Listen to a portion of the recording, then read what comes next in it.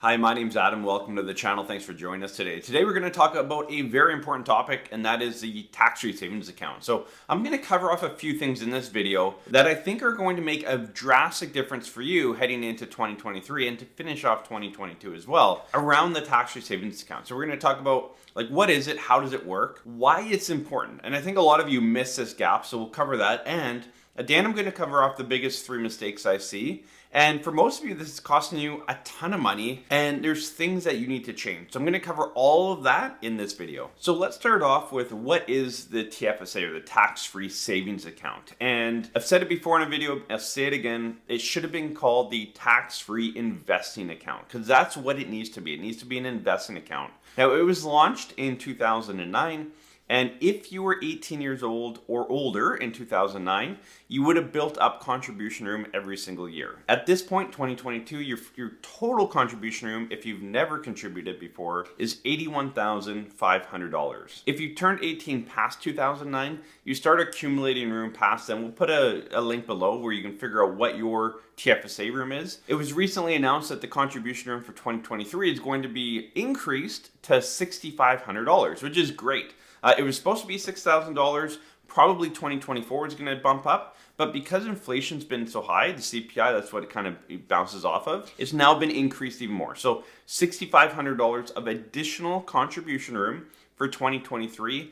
And the way it's trending, we'll probably actually see a $7,000 increase in 2024. This is great. So as much as inflation is hurting us in many areas, it's going to help us on the TFSA contribution limit, which allows us to invest more money and grow it tax-free going forward here. So that's a good thing. If you're going to take any bright spot out of CPI and inflation and all that, TFSA has to be one of those. So based on the new $6,500 of contribution room coming in 2023, the total limit will be $88,000. Now, let's go through contribution room, and we've done a couple videos on that, and I'll link them above here, other side here, but I'll link that above. When it comes to TFSA contribution limits, this is probably the #1 confusion and question we get around clients' TFSAs. We get emails and calls all the time saying, here's what I did, what's my contribution limit? And I always say, go back to CRA. So go log into your CRA website, and it will show you what your limit is. Now,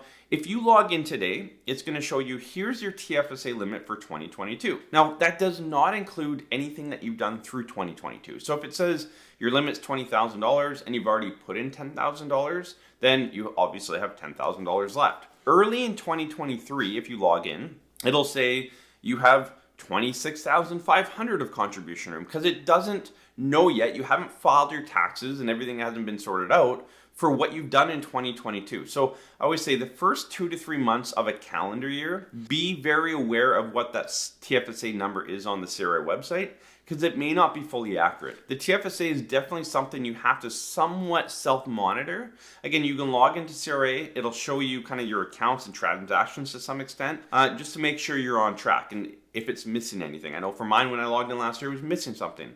So, I have to calculate that in there. But typically, it's going to show a pretty good number there. Now, the most important thing when it comes to TFSA limits and rooms and kind of money in, money out is if you pull money out of a TFSA, you redeem money out of your TFSA account, you have to remember that you don't get that contribution room back until the following calendar year. So as an example, let's say I maxed my TFSA in 2022. So I put $81,500 in. And today, in November, I pull out $5,000 because I need it for something.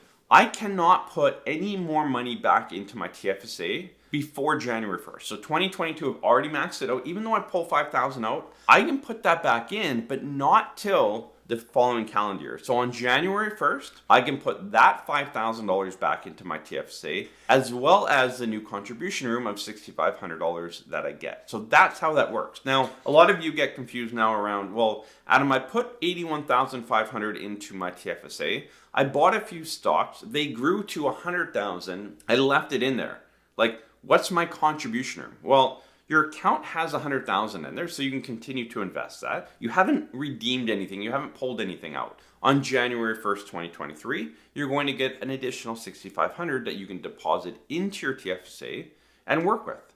Now, if your account grew to $100,000 and you pulled out $50,000 of it, you get that $50,000, whatever you pulled out, in contribution room, again, January 1st of 2023, plus the $6,500. So if you put money into a TFSA and it grows and you pull it out, you get that growth as future contribution room. Again, if you put in $81,500 and it goes down to $20,000 and you pull that out January 1st, you get $20,000, not $81,500. Right? You've lowered your contribution room. Now you have $20,000 that you can put in January 1st plus the additional $6,500. Now if you put in that $20,000 plus the $6,500 and you grow it back up to $100,000 and pull it out, now you have $100,000 in contribution room. So hopefully this makes more sense now. The ebbs and flows of money in, money out. Now, ideally you're putting money into the TFSA and you're letting it grow and compound over time, and it's not, don't treat it as a bank account. A lot of people kind of treat it as, well, I need money in 6 months, I'll put it in my TFSA, I'll grow it short term and then pull it out. Not really, again, how it was designed, but again, it's called a savings account, and a lot of people get trapped into that savings account view, but it's an investment account. Ideally, you want to use your TFSA account for mid to long-term savings. So why does the tax-free savings account matter? I'm going to give you 3 key reasons. Number one is it's one of 2 places that you can actually grow your money tax-free, tax-deferred, completely tax-free. You'll never pay tax on your gains. The only other place you can do that in Canada is your principal residence. So you have your principal residence, that's growing as you sell that down the road, it's going to be tax-free. Same with the tax-free savings account. It's a powerful tool that a lot of you are not using or not maximizing. And I know it's hard to maximize your TFSA every year, I get that, but you need to be using it as best you can.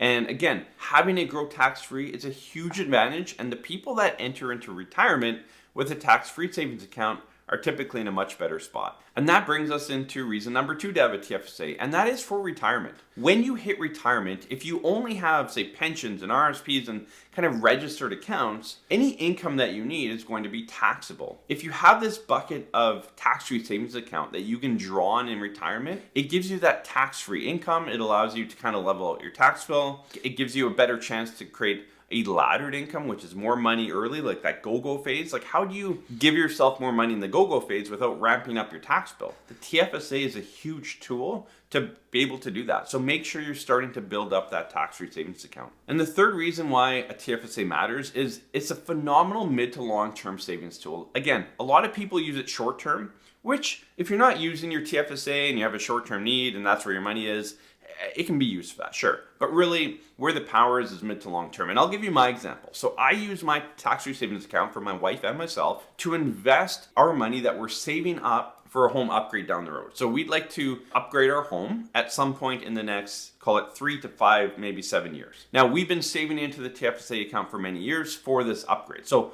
we're investing it, we're growing it tax-free, and when I pull it out of there, so let's say I put in right now $81,500 and it's grown to $100,000. And if I was going to upgrade my house today, I would pull my $100,000 and my wife's $100,000. We take the $200,000 and I'm investing it into an upgrade in my principal residence. So I'm taking a tax-free asset and I'm reusing that money to invest in a tax-free asset in my principal residence. Now what I've done is the following calendar year, my wife and myself are going to have $100,000 of contribution room, plus whatever new contribution room there is. So that then allows us to start building that up again. Now, the next round of us building up our TFSA account will be for retirement savings. So phase 1 of TFSA for my wife and I, as far as our plan goes, is home upgrade. Phase 2 will be for retirement.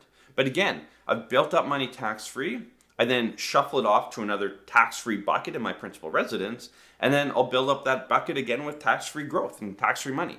So it's a great tool to have for mid to long-term savings. So make sure you have a strategy on how to utilize the tax-free savings account within your overall financial and retirement plan. So now let's cover off the 3 biggest mistakes I see. And these, like the 3 biggest ones are country mile ahead of everything else in my opinion. Now, if you struggle with the TFSA or have questions, leave a comment below. I'll do my best to answer as many questions as I can around the TFSA. I know it can be confusing. When it was originally launched, it wasn't launched very well in 2009. In my opinion, the banks did a really bad job because they kind of tied TFSA to high interest savings account. So it's like a tax-free savings account and a high interest savings account.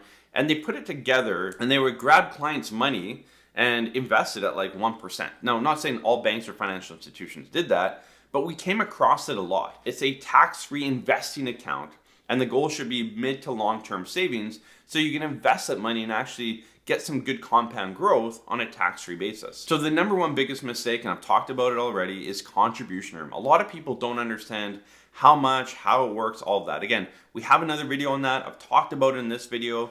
Make sure you do some research and some digging into how contribution room works within your tax-free savings account. The second biggest mistake is when I see a tax-free savings account with cash in it. There's no point moving cash or a low interest savings. And I know right now you can get a GIC at like 4.5%. Some people have said, Adam, I'm just going to buy a GIC in my tax-free savings account. If you have 50 grand in there and you're getting 4%, it's still $2,000 a year that you get then tax-free. It's still a benefit. If you're not using your tax-free savings account for anything else, then sure, that would make sense. But in general, you don't want to hold like a low interest account, cash, anything like that. You want to be growing this money mid to long term. And the third biggest mistake, and this is where most of you fall, is you're not using it at all. Typically, people that are using, like statistically, those that use a tax-free savings account are closer to retirement. And I get it. Cash flow frees up, your mortgage is paid off, the kids are out of the house, you're making more money, you have more cash flow, you maybe maxed your RSP and you're starting to save into the TFSA account. But I encourage you at any age, whether you're 18 or 80, utilize that tax-free savings account. Make sure you have one set up, and remember, you can have more than one TFSA account. It's just between all of your accounts, you can't have more than your contribution limit. So I have a couple TFSAs in different locations, but my contribution room is for all my accounts. So just make sure you watch that. It's definitely easier to have one TFSA account and monitor it closely. Make sure you're setting that up. Make sure you start depositing money in it. Get it working for you. Again, it's tax-free. A lot of people that can't get into the housing market right now, they're frustrated because they can't have that large asset that has traditionally grown over time on a tax-free basis. But then they're not using their TFSA account. So for all of you out there that are in a good financial position, maybe you're in retirement and you have kids or grandkids, maybe that's a way to help them, right? Help them get going on their tax-free savings account. Show them the power of savings, of compound growth, of tax-free savings. That might snowball into them starting to save into there as well. So if you're watching this and you're younger, set up a tax-free savings account and get it working for you. If you're getting closer to retirement and you don't have a fully funded TFSA account, that should be a priority. Start building that up, start saving into there so that you have that for retirement to create the flexibility. If you're in retirement and you have a tax-free and you're kind of maxed out and you know you have a lot of cash flow, that's a great way to help the next generation, right? It's helping them pay down their mortgage, put money in an RSP, but utilize that tax-free savings account. Maybe they have a goal to buy a house in 5 or 10 years and you're not sure how to help them. Give money to them, put it in their TFSA account, and let them grow that tax-free. So there's a bit of an update for your tax-free savings account as you head into 2023. Again, there's gonna be an additional $6,500 of contribution room come January 1st, so make sure you utilize that. If you have a non-registered account, move money from the non-reg over to the TFSA or just make a deposit into there. So thanks so much for joining us in this video. If you haven't already watched our video about kind of tuning out the noise, and there's so much in the news right now about good and bad, and are we gonna have a recession or no recession? We did a video on that. We'll put it at the thumbnail at the end here. Click on that, check out that video if you haven't already, and we'll see you in the next one.